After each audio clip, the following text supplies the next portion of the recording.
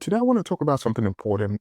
For most of you that I'm sure most of you know, I have a book coming out early next year. It's called Bonding with God, where I try to look at faith as a relationship using attachment science to kind of unpack how our relationship with God can be viewed as a psychological process that leads to spiritual end. And interestingly, I think there's a connection between our attachment style and how we practice our faith.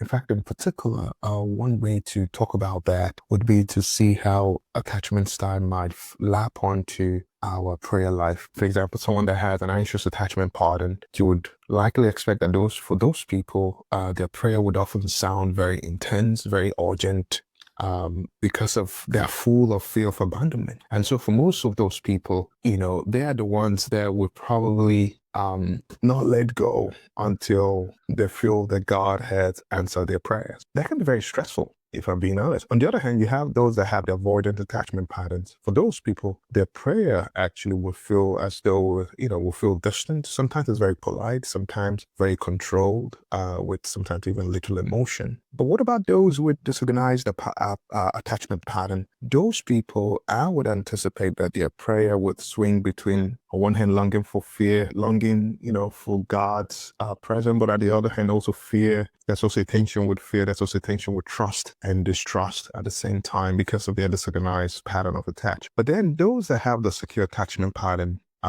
would oftentimes allow honest emotion, and you find those people, they will rest, they'll be comfortable in God's presence. And what I mean by that is God may not answer that prayer. They might not see the answers to the prayer that they are offering to God, but there's a sense of quiet emotion and there's a sense of rest that they have, in spite of maybe them not really having the answers that they need. And so people rarely chose these patterns on purpose. We don't choose because, this is how we want to feel. It actually grows out from the early stories that we've had. It grows out from the early years of life, our early church experiences. And I think our awareness of the pattern would actually open space for new ways of relating to God. And which is why I wrote the book Bonding with God, with hope to help people, provide people with insight on how to understand how their early years of life might have shaped how they see God, how they relate to God, how they ultimately bond with God. I hope you can get the book because I think there's a lot of great stuff in there that can help you on your faith journey.